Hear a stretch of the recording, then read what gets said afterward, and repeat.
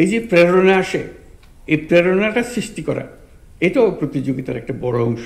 নতুন করে প্রতিযোগিতা আবার শুরু করার জন্য আমি মন্ত্রণালয়কে বিশেষভাবে ধন্যবাদ জানাচ্ছি।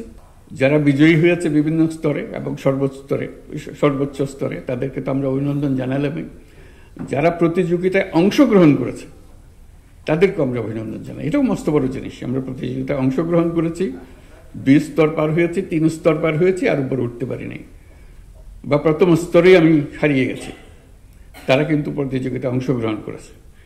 যারা এই পর্যন্ত বিভিন্ন স্তরে এসে পরবর্তী স্তরে আসতে পারেনি তাদের জন্য আমরা অভিনন্দন জানাচ্ছি, তাদের জন্য একটা হাত তালি।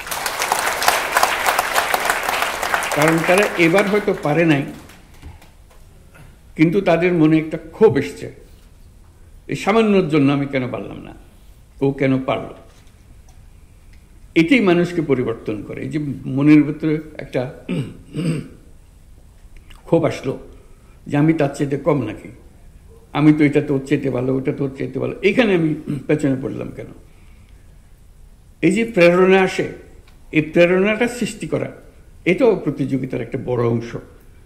যেবার যারা এসছে পুরস্কার পেয়েছে, পরবর্তীতে নতুন নতুন মুখ দেখা যাবে। এই কারণে যারা প্রতিযোগিতা অংশগ্রহণই করেনি, শুধু তাকিয়ে তাকিয়ে দেখেছে আর খুব ক্ষুব্ধ হয়েছে যে আমি কেন গেলাম না, আমার কেন সুযোগ দিল না।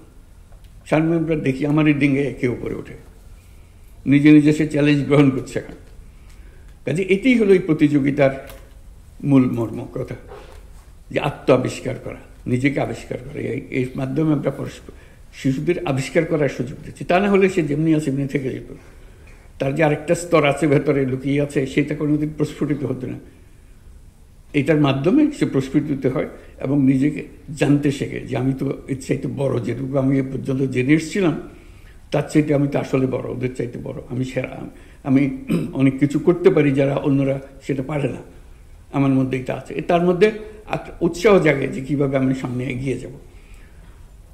এই প্রতিযোগিতা, নতুন করে প্রতিযোগিতা আবার শুরু করার জন্য আমি মন্ত্রণালয়কে বিশেষভাবে ধন্যবাদ জানাচ্ছি, কারণ এটা খুবই গুরুত্বপূর্ণ একটা বিষয়।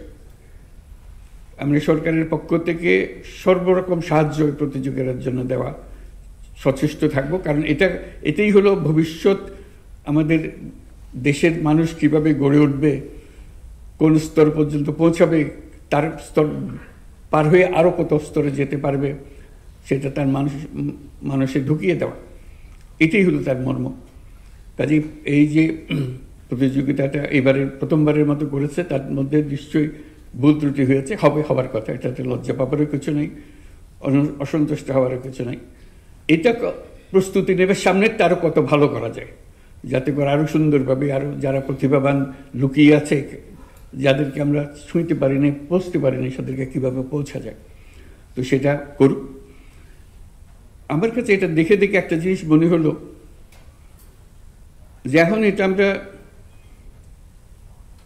একটা বিশেষ বিশেষ ক্ষেত্রে সীমাবদ্ধ রেখেছি। এটা এই সীমাটা ছাড়িয়ে যাওয়া। শিশু কিশোররা শুধু গাইতে পারে, নাচতে পারে, বাজনা বাজাতে পারে, এটা খুবই ভালো জিনিস, এটা প্রতিযোগিতা হওয়া অবশ্যই উচিত। এর বাইরেও অনেক কিছু পারে, সেখানে প্রতিযোগিতা হবে না কেন? শুধু একটা বিষয়ে সীমাবদ্ধ থাকবে কেন? এখান থেকে বিভিন্ন রকমের প্রতিযোগিতার মাধ্যমে বিভিন্ন দিকে ছড়িয়ে পড়বে।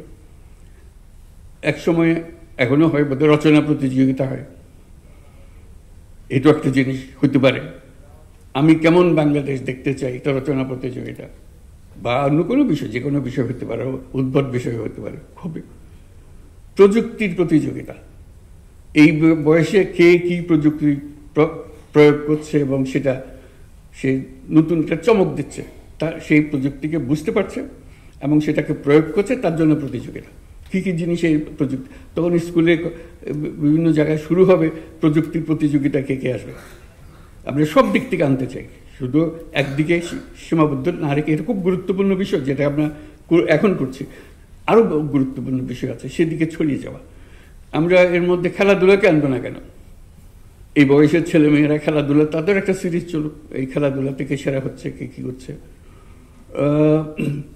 কে উদ্যোক্তা হতে পারে, নতুন একটা ব্যবসার সামাজিক ব্যবসা বা অন্য কোনো যে কোনো ব্যবসার প্রতিযোগিতা একটা ডিজাইন করেছে। যে একটা আগে স্কুল কলেজে এরকম বিজ্ঞান বিষয় হতো, একটা ছোটোখাটো একটা এক্সপেরিমেন্ট দেখাতো, বিজ্ঞানের প্রতিযোগিতা। সে একটা জিনিস বার করেছে, স্কুলের এগুলো দেখলে মজা লাগতো, সুন্দর সুন্দর জিনিস।